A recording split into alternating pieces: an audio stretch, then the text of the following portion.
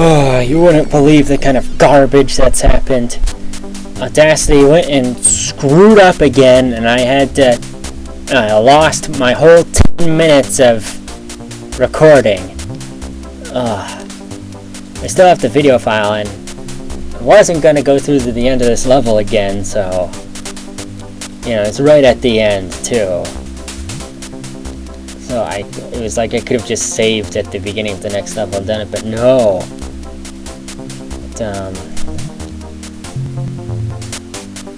Yeah, well, here I go to rescue the guy. He's gonna say something dumb about the mutants in the next level.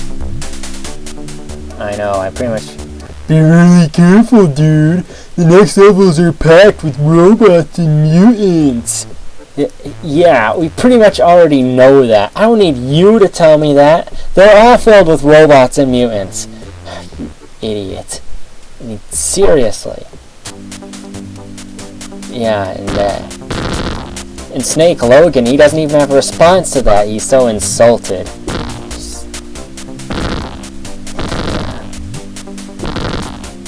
Yeah, Snake. So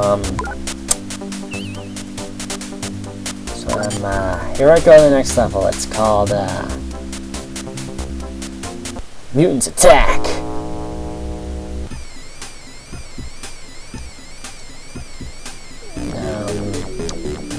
Saving in the first slot now.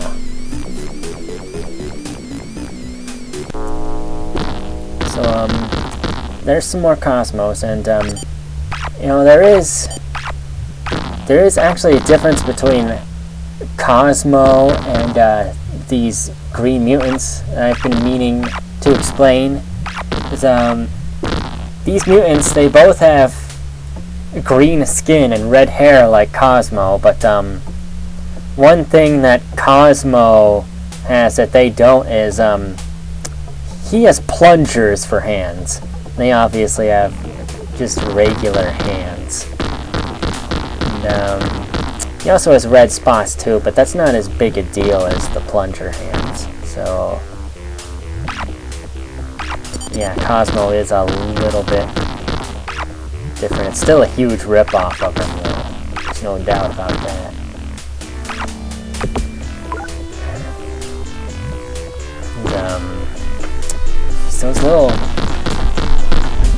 those little tiny green slimes, you can't kill them with a gun. You have to use the landmines. It's really annoying. Like, you can kill them with a rocket if you have it, but man, I died right there. Yeah, you can kill them with a rocket if you have it, but I don't have them, so I'm gonna have to use the landmines. And there's some right over there to the right. And, yeah, doing this commentary right after recording just isn't as exciting as hearing me grunt and gripe about getting beat up all the time, is it? So I don't have to think about it. It sucks, because I'm just doing a pretty good job at griping, too. No, yeah, those fuzzballs. They're an obvious ripoff of those fuzzy things from Super Mario World, by the way.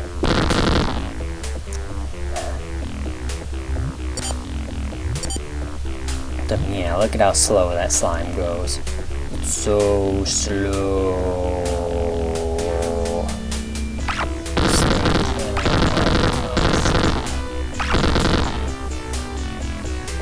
Those snakes really need to go back to their plane. They're just ridiculous.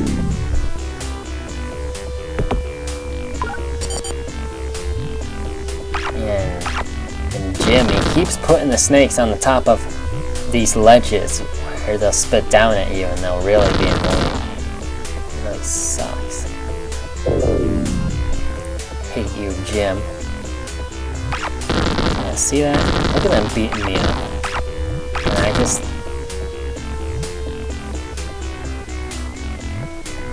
Man, they're laughing at me.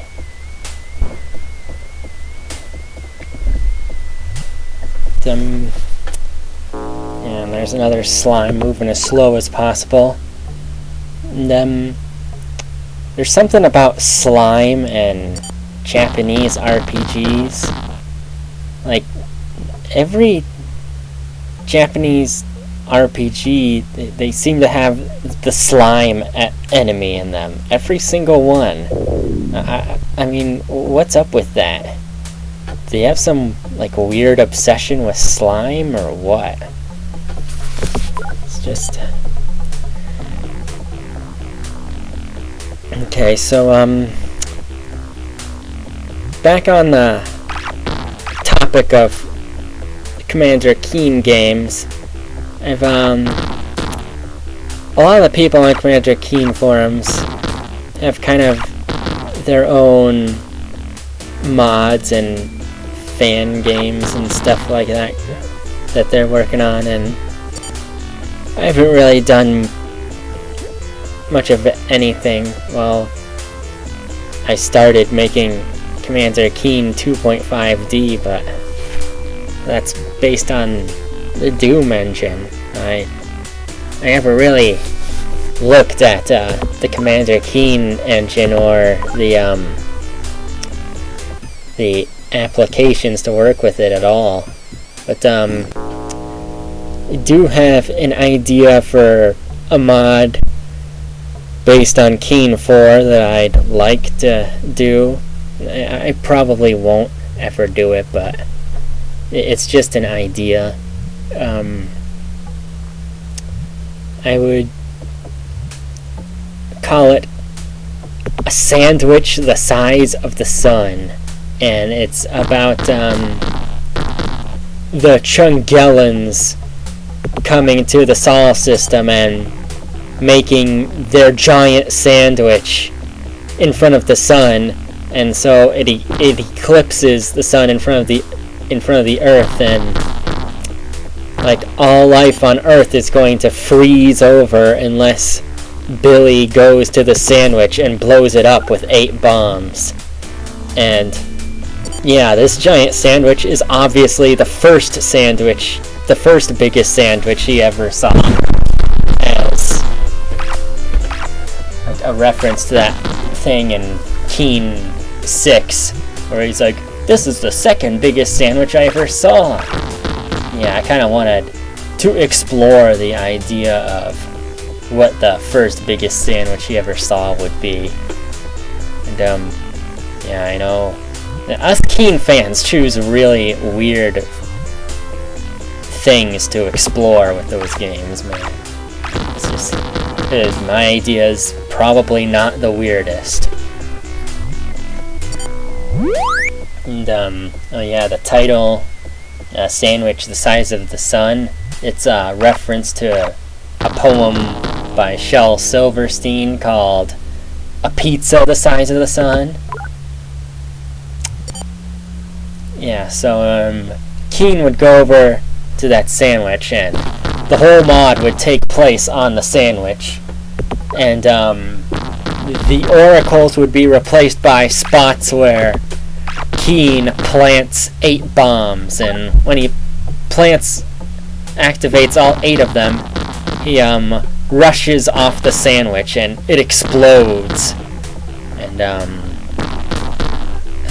maybe all the sandwich parts rain down to Earth or something. But yeah, that's my little idea. I don't know if it would ever happen, but